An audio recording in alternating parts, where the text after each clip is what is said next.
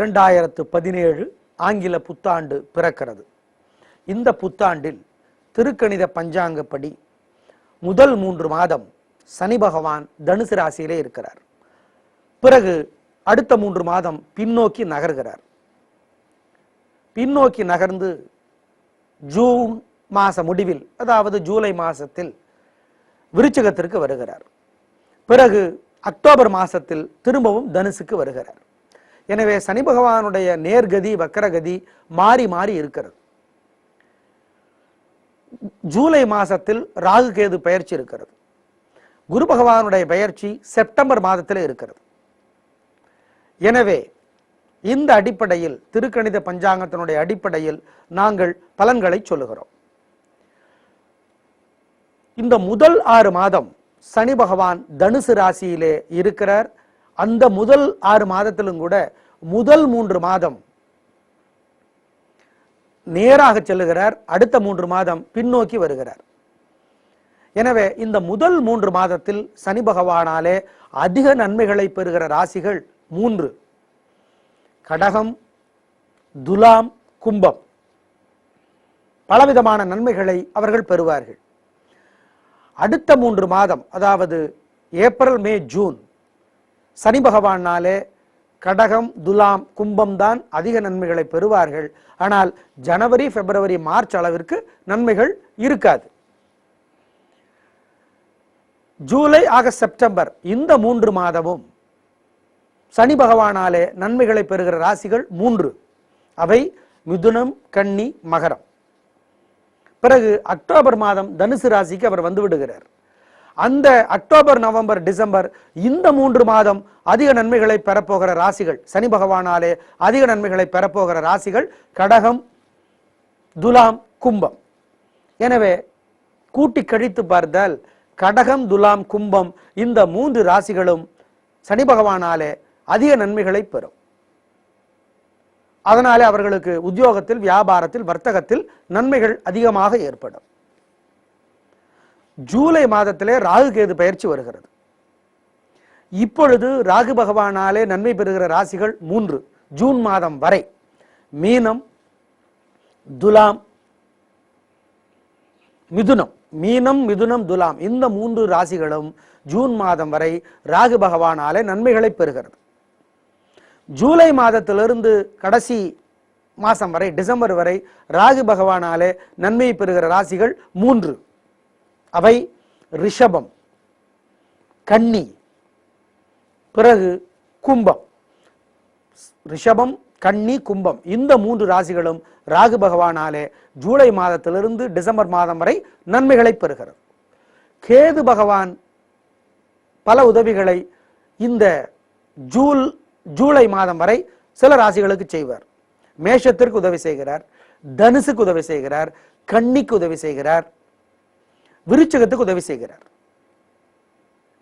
இந்த 4 ராசிகளும் ஜூன் மாதம் வரை கேது பகவானாலே உதவி பெறுகின்றன. ஜூலை மாதத்திலிருந்து கேது பகவானாலே உதவி பெறுகிற ராசிகள் 4. அவை மீனம், சிம்மம் கூட பலவிதமான நன்மைகளை ஓரளவிற்கு பெறுகின்றன. ஆனால் பலவிதமான நன்மைகளை மீனம் பெறுகிறது கேது பகவானாலே. அதே மாதிரி விருச்சிக ராசிக்கு கேது பகவானாலே பல நன்மைகள் கிடைக்கின்றன. அதே மாதிரி சிம்மத்திற்கும் பலவிதமான நன்மைகள் கேது பகவானாலே கிடைக்கின்றன. கன்னிக்கு கூட பலவிதமான நன்மைகள் கேது பகவானாலே கிடைக்கின்றன. எனவே கேது பகவானாலே இந்த ராசிகள் பயனடையும். குரு பகவான் ஆகஸ்ட் மாதம் வரை 5 ராசிகளுக்கு பல உதவிகளை செய்கிறார். 5 ராசிகள் எவை? ரிஷபம், சிம்மம், விருச்சிகம், மகரம், மீனம். செப்டம்பர் மாதத்திலிருந்து 5 ராசிகள் குரு பகவானாலே பலவிதமான நன்மைகளை பெறும். அந்த 5 ராசிகள் எவை என்று கேட்டால் மேஷம், மிதுனம், கன்னி, தனுசு, கும்பம். இதுதான் இந்த புத்தாண்டினுடைய, ஆங்கில புத்தாண்டினுடைய அடிப்படை கிரக மாற்றங்கள். திருக்கணித பஞ்சாங்கப்படி. நாங்கள் திருக்கணித பஞ்சாங்கத்தின்படிதான் எங்கள் ராசி பலன்களை சொல்கிறோம். சனி பகவானை வழிபாடு செய்வது எப்படி, யார் யாருக்கு சனி சரியில்லையோ அவங்க வழிபாடு செய்யறது எப்படி? சனிக்கிழமைகளில் உடல் ஊனமுற்றவங்களுக்கு உதவி செய்யுங்க. நீல நிற ஆடை எடுத்து ஏழைகளுக்கு கொடுங்க. நெய் பருப்பு எள் கலந்த சாதத்தை சனிக்கிழமையில கொடுங்க, ஏழைகளுக்கு கொடுங்க.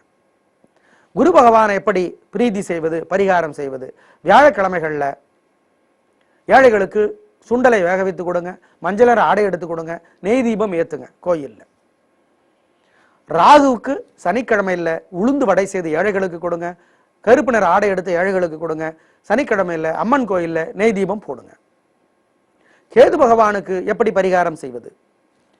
செவ்வாய்க்கிழமையில விநாயகர் பெருமானுக்கு தீபம் போடுங்க, ஏழைகளுக்கு ஏதாவது ஒரு ஆடையை எடுத்து கொடுங்கள், உணவு தாருங்கள். இதனால நன்மைகள் நிச்சயமாக பெருகும் என்பதை மறந்து விடாதீர்கள். மொத்தத்தில் நாங்கள் இப்ப சுருக்கமாக இதை சொல்லி இருக்கிறோம். இந்த புத்தாண்டுக்கு எந்தெந்த ராசிக்கு சனியினால தொல்லை, ராகுவினால தொல்லை, கேதுவினால தொல்லை, குருவினால தொல்லை, எந்தெந்த ராசிக்கு எப்பப்போ இந்த தொல்லை வருதுன்னு சொல்லியிருக்கோம். எனவே எப்பப்போவெல்லாம் தொல்லை வருதுன்னு நாங்கள் சொல்லியிருக்கோமோ அந்தந்த நேரத்துல எல்லாம் இந்தந்த கிரகத்துக்கு என்னென்ன பண்ணணும்னு இப்ப சொல்லியிருக்கோமோ அதை கரெக்டா செஞ்சிருங்க, நல்லது நடக்கும். எந்தெந்த கிரகம் உங்களுக்கு நல்லது செய்யலையோ அந்தந்த கிரகத்துக்குரிய நாள்ல அசைவ உணவை தவிர்க்கிறது நல்லது. சனிக்கிழமை சனி பகவான் உதவி செய்யலையா, சனிக்கிழமை. கேது பகவானுக்குரிய தினம் செவ்வாய்க்கிழமை, ராகு பகவானுக்குரிய தினம் சனிக்கிழமைங்கிறத மறந்துட வேண்டாம். எல்லாவற்றிலுமே மிக முக்கியமான ஒரு விசேஷம், யார் நேர்மையாகவும் நாணயமாகவும் சரியாகவும் ஒழுங்காகவும் சத்தியத்திற்கு கட்டுப்பட்டும் இருக்கிறார்களோ அவர்களுக்கு எந்த கிரகமும் தொல்லை செய்ய முடியாது. யார் ஒருவர் இந்த காலத்துல இப்படி தாங்க இருந்தாதாங்க பொழைச்சிக்க முடியும், இந்த காலத்துல இப்படி இருந்தாதாங்க இருக்க முடியும், இந்த காலத்துல இப்படி இருந்தாதாங்க அப்படின்லாம் சமரசம் செய்கிறார்களோ அவர்களை கிரகங்கள் தொல்லை செய்தே தீரும். எனவே நேர்மை, நாணயம், சத்தியம், தர்மம், உண்மை இதை பின்பற்றுகிறவர்களுக்கு எந்த விதமான பரிகாரமும் வேண்டியதில்லை.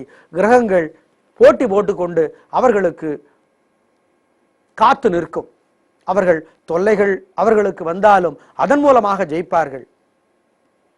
மதிப்பிற்குரிய பாலகுமாரன் பாஷா படத்தில் எழுதியிருப்பாரு, நல்லவர்களுக்கு கடவுள் பல சோதனை செய்வார் ஆனால் கைவிட மாட்டார், ஆனா கெட்டவங்களுக்கு கடவுள் எல்லாத்தையும் கொடுப்பார் ஆனா கைவிட்டுருவார். அப்படிங்கிறது தான் இந்த கிரக பரிகாரங்களினுடைய அமைப்பு என்பதை ஞாபகத்தில் வைத்துக் கொள்ளுங்கள்.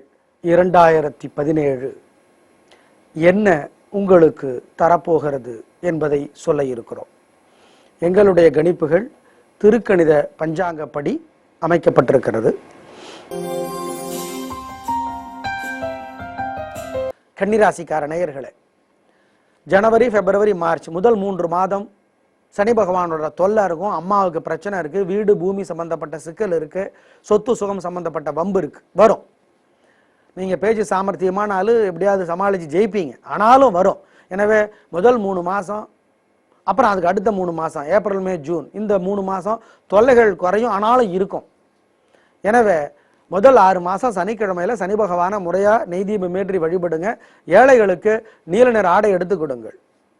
பிறகு அக்டோபர் மாதத்திலிருந்து சனி பகவானுடைய தொல்லைகள் அதிகமாகும். ஜூன், ஜூலை, ஆகஸ்ட் சனி பகவானுடைய உதவிகள் இருக்கும். அக்டோபர்ல இருந்து சனி பகவானுடைய தொல்லைகள் அதிகமாகும். எனவே அக்டோபர்ல இருந்து சனி பகவான முறையா வழிபடணும். நாங்க முன்னம் சொன்ன மாதிரி குரு பகவானுடைய தொல்லை ஆகஸ்ட் மாதம் வரைக்கும் இருக்கு. உடல்நலத்துல பாதிப்பு இருக்கு. எனவே உடல்நலத்தை முறையா பாதுகாத்துக்கோங்க. வியாழக்கிழமைகள்ல ஏழைகளுக்கு சுண்டலை வேக வைத்து கொடுங்கள், மஞ்சளர் ஆடை எடுத்து ஏழைகளுக்கு கொடுங்கள். அதனால நன்மைகள் உங்களுக்கு அதிகமாகும். செப்டம்பர் மாதத்திலிருந்து குரு உங்களுக்கு ரொம்ப உதவி செய்வார், வருமானத்தை அதிகமாக்குவார், செல்வாக்கு தருவார், குடும்பத்தில் நிம்மதி தருவார். குரு பகவானால ரொம்ப ரொம்ப நல்லா இருக்கும் செப்டம்பர் மாசத்துல இருந்து. கேது பகவான் ஜூலை வரைக்கும் ரொம்ப உதவிகளை செய்கிறார். வியாதி தொல்லை இல்லை, சனி தொல்லை இல்லை, சளி தொல்லை இல்லை,